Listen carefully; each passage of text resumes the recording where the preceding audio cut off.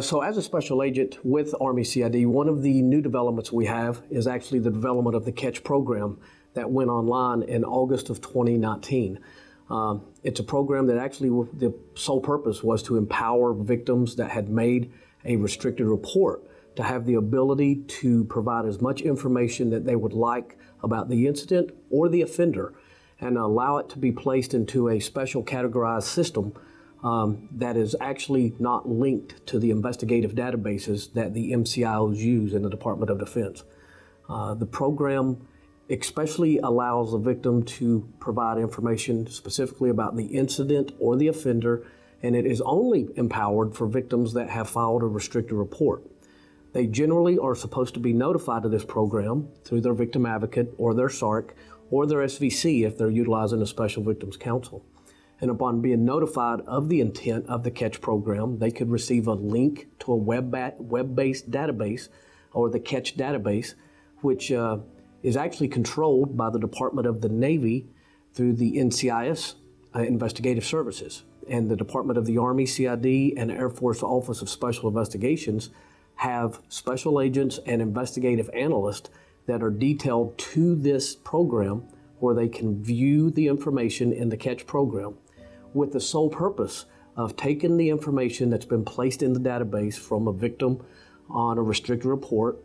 and trying to make links through investigative analyst or analysis of the data to try to make links to other offenders or similar situations.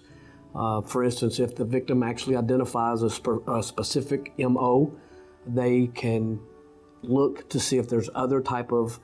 consistent MOs on other installations or the same installation that the incident was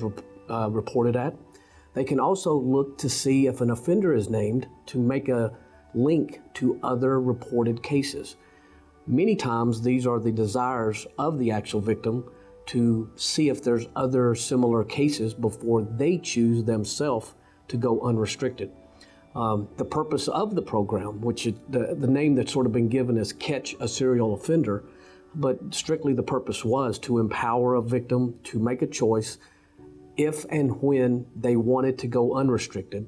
It gave them the ability to see if there was other information within the systems. And upon the receipt of that information, which will be funneled only back down if the three departments, either the Navy, the Army, or the Air Force, if the investigative agency actually finds information, it's not sent to me, the investigator. It's actually shared back through the SAPR program or the SHARP program to work its way back to the victim, where the information is shared with the victim, and then the victim themselves have the ability to choose to keep their report restricted or now choose to go unrestricted. At which point, if they decide to go unrestricted, that is literally the intent of the program, to give the victim and empower them the ability to get to a point where they're comfortable to go unrestricted, while also recognizing that there may be other offenders or similar incidents that the offender that was in their case is also known in other cases, which we have seen that is sometimes what the victim's desire is, just to know they're not the only one and know that they now are, it empowers them many times to come forward with the unrestricted report now. The program has shown success already. It was instituted in August of 2019 and has actually shown successful cases in all three branches of service where victims have entered information into the program and criminal investigations have been initiated after a victim discovered there was similar information that was out there within the databases that all three branches of our services had access to find out there were similar cases. So it has so far been a success to allow victims to come forward at a time that they feel is right and a time that they feel is proper for their choosing, which was the purpose of the program in the first place.